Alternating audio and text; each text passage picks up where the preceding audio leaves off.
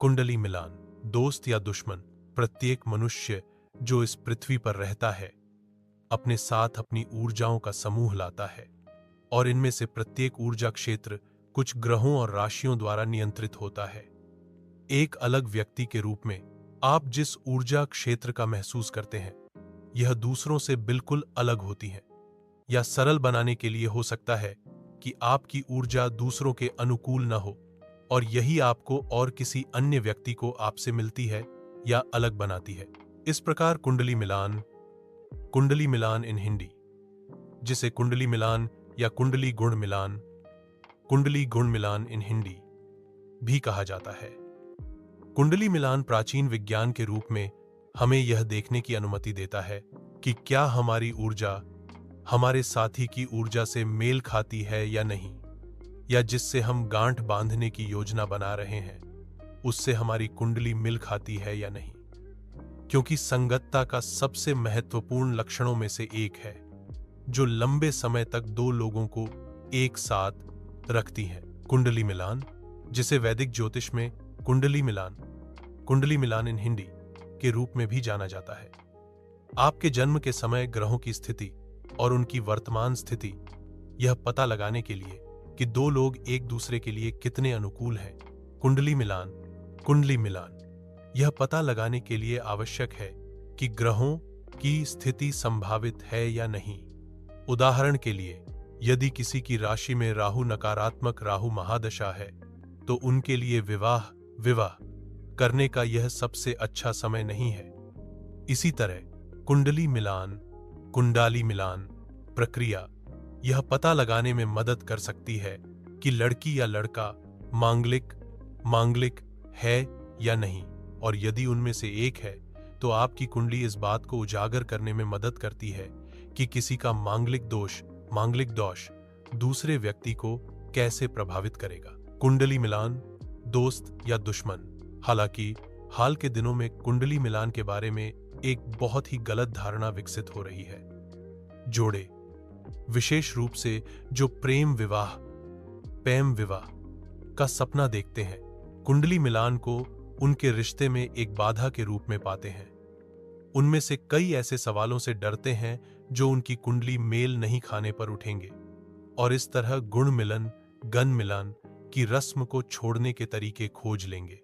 हालांकि कुंडली मिलान के बारे में जोड़ों की यह धारणा और कुछ नहीं बल्कि केवल गलत या अधूरा ज्ञान है जो उनके दिमाग में घर कर चुका है।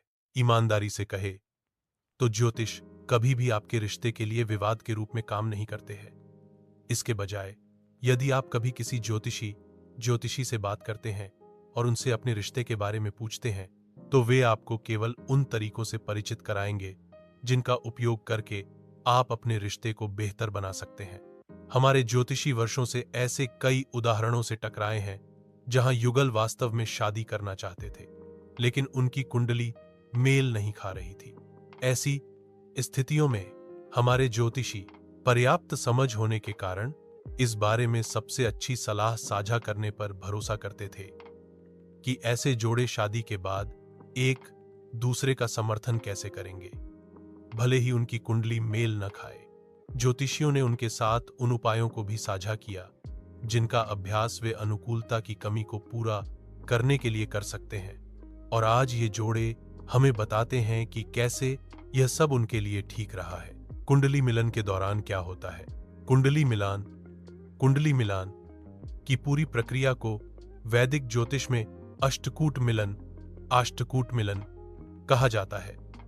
यहां अष्ट का अर्थ है 8 और कूट श्रेणियां हैं। मापदंडों की ये 8 श्रेणियां जीवन के विभिन्न पहलुओं को दर्शाती हैं। इन 8 मापदंडों को दूसरे व्यक्ति के साथ एक की अनुकूलता को मापने के लिए माना जाता है। इनमें से प्रत्येक पैरामीटर में कुछ बिंदु होते हैं जो कुल मिलाकर 36 गुण बनाते हैं। जितना अधिक गुण मेल खाते हैं आप अपने जीवन में दूसरे व्यक्ति के साथ उतने ही अधिक अनुकूल होते हैं। जिन 8 मापदंडों या श्रेणियों के बीच बिंदुओं को विभाजित किया गया है वे हैं वर्ण। यह 4 श्रेणियों अर्थात ब्राह्मण, क्षत्रिय, वैश्य और शूद्र में लोगों का वर्गीकरण है। वैश्य वैदिक ज्योतिष में वश्य शक्ति या प्रभुत्व को दर्शाता है। वात्स्य ने एक व्यक्ति को 5 प्रकारों में वर्गीकृत किया है: मानव, जंगली जानवर, छोटे जानवर, जलजनित जानवर और कीट, तारा। इसका उपयोग व्यक्ति की जन्म राशि की अनुकूलता को दर्शाने के लिए किया जाता है। योनि यौन अनुकूलता है जिसे 2 लोग एक दूसरे के साथ साझा करेंगे। रस्याधिपत्य यह परिभाषित करता है कि राशि का स्वामी कौन है। गण ज्योतिष में 3 गण हैं: देव, मानव और राक्षस। राशि यह श्रेणी उस प्रेम को दर्शाती है जिसे 2 लोग साझा करेंगे। श्रेणी वर और वधू की कुंडली में चंद्रमा की सटीक स्थिति को ध्यान में रखती है। नाड़ी नाड़ी कूट का संबंध वर और वधू के स्वास्थ्य से है। ज्योतिष में 3 नाड़ियां वात, वायु, पित्त और कप्पा कफ हैं। कुल मिलाकर यह माना जाता है कि विवाह के फलदायी होने के लिए कम से कम 18 गुणों का मेल होना चाहिए। गुण जितने अधिक मेल खाते हैं, यह युगल के लिए उतना ही सुखद होता है। हालांकि कई बार जब कुंडली मेल नहीं खाती है, तो एक ज्योतिषी ग्रहों की स्थिति और अनुकूलता की कमी के कारणों का अध्ययन करेगा और उसी के आधार पर गुण मिलन की कमी से संबंधित समस्या को हल करने के उपायों में आपकी मदद कर सकता है। किसी और चीज के अलावा कुंडली मिलान से यह पता लगाने में भी मदद मिलती है कि क्या मंगनी से जोड़े के जीवन में नाड़ी दोष आएगा। अनजान लोगों के लिए नाड़ी दोष बच्चे के जन्म में कठिनाई से संबंधित है, जो परिवार में असंतोष के मुख्य कारणों में से एक है। यदि मध्य नाड़ी दोष प्रचलित है, तो युगल गर्भ धारण करने में सक्षम नहीं हो सकते हैं। कारण नाड़ी किसी व्यक्ति की प्रकृति मूल तत्व को इंगित करती है। ये प्राकृत हैं वात, पित्त और कफ। यदि दोनों साथी एक ही प्रकृति के साथ पैदा हुए हैं, तो नाड़ी के तहत प्राप्त अंक 0 होंगे और इस प्रकार बच्चे के जन्म में बाधा आती है। इसलिए गुण मिलन या कुंडली मिलन का चुनाव करना हमेशा बेहतर होता है, ताकि आप पहले से ही अच्छी तरह से जान सकें कि आपके रिश्ते में क्या समस्याएं आ सकती हैं और उनके समाधान भी